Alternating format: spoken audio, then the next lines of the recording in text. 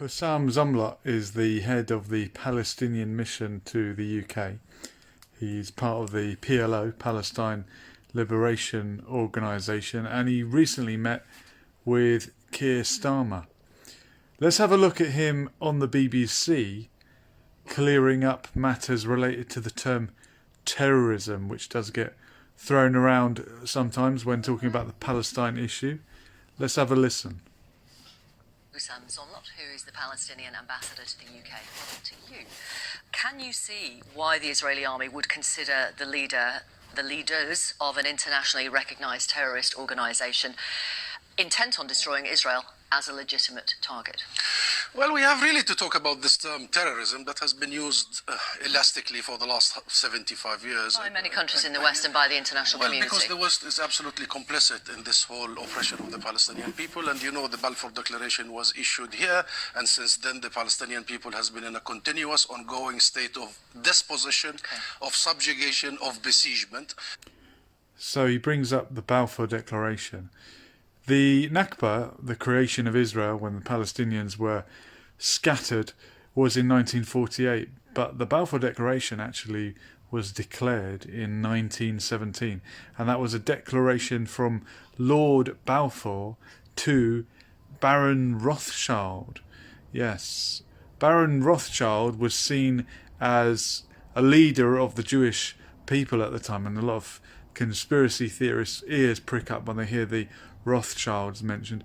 I don't think the Rothschilds are actually anywhere near as influential as they were back then, but around that time they were seen as the sort of leadership of the Jewish community, because there wasn't really any other unifying leader or organisation to look to. So the declaration was made to Baron Rothschild, and it said that the British, who took the mandate of Palestine and Transjordan during the Sykes-Picot Agreement when the French took Syria and Lebanon.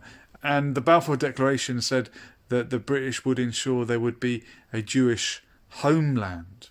Not a Jewish state, but a Jewish homeland.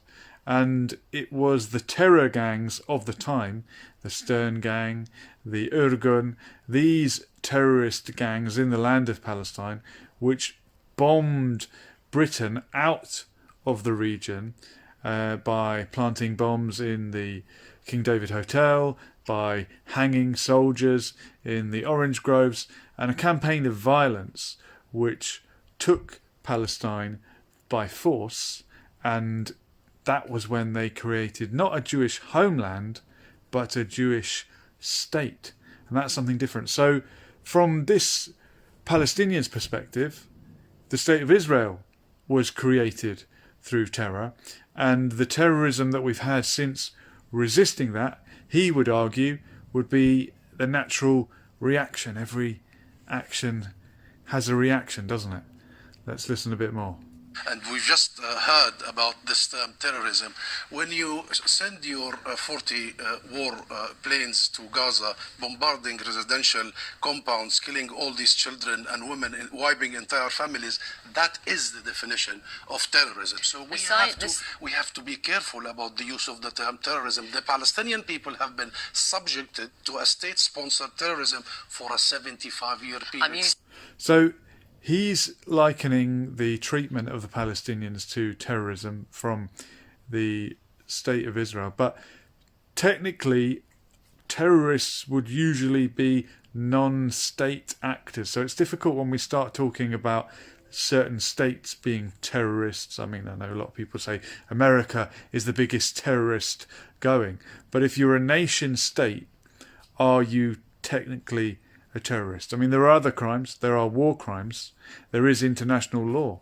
And in the Israel-Palestine conflict, some people feel that Israel is held to a higher standard than the Palestinians, for example, because they are a state. There is the State of Israel. There's not the State of Palestine. So the state has to abide by international law, whereas the Palestinian factions are just that. They're just factions. They're not actually part of a state. They're not held accountable in the same way. Since the I'm Nakba going to move on, and but I'm just until to now. explain why I'm So using the please. word terrorism, because they are an internationally recognised terrorist group. Now the international community is saying Egypt, for example, has been trying to broker a ceasefire. The National Security Advisor at the White House has called for de-escalation. The UN Middle East envoy has called for restraint. You ignore that. No, we don't ignore it. We are actively seeking that. We are the ones who are after all these countries to bring about a ceasefire. But even if Israel ends... So why are the rockets still going in there? Even the Palestinian casualties, deaths, murdered happened before the rockets, and after the rockets it will continue. Listen, this whole thing about... So what are you prepared to do? What are you going to offer, finally? It's interesting that this politician is from the PLO, and Fatah are the military, or one of the factions of the PLO, and Hamas are the opposition in Palestine, in Palestinian politics. And most of the rockets that come out of Gaza are attributed to Hamas, or sometimes Islamic Jihad. But he hasn't distanced himself from the Palestinian struggle, be it from people in Gaza, from different political factions, from himself. So that's interesting to see a bit of Palestinian unity from this Fatah member. Let me tell you one thing.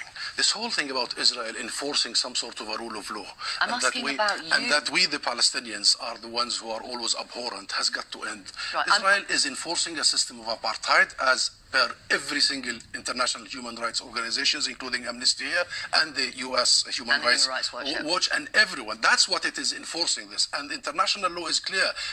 So the BBC journalist even acknowledged that Human Rights Watch has declared that what Israel is doing amounts to apartheid, with the racially segregated areas in the West Bank. People under such oppression and subjugation have the right to resist as per international law. When we take Israel to the International Court of Justice to hear from global judges, it's the UK that votes against us. It's the US that veto us. When we go to the ICC to bring about accountability and an end, it's the West that incensed to put Israel above the law.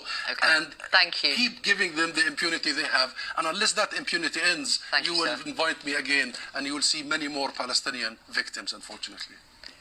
Wow, well said. And so often the vetoes in the UN are from America, Britain, and, as Norman Finkelstein put it, some of those South Sea Pacific Island powerhouses, the little countries that can't do anything without towing the line of Britain and America. Thank you very much for being with us on Newsnight this evening, Dr. Husam Zomlot. Thank you.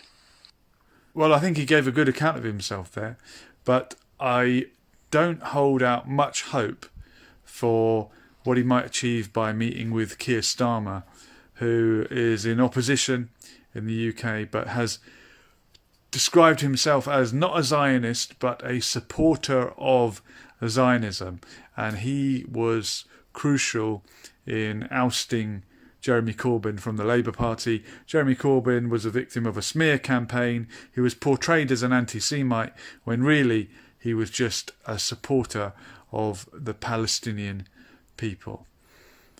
So let me know what you think. Is this PLO politician barking up the wrong tree by seeking a meeting with opposition leader Keir Starmer?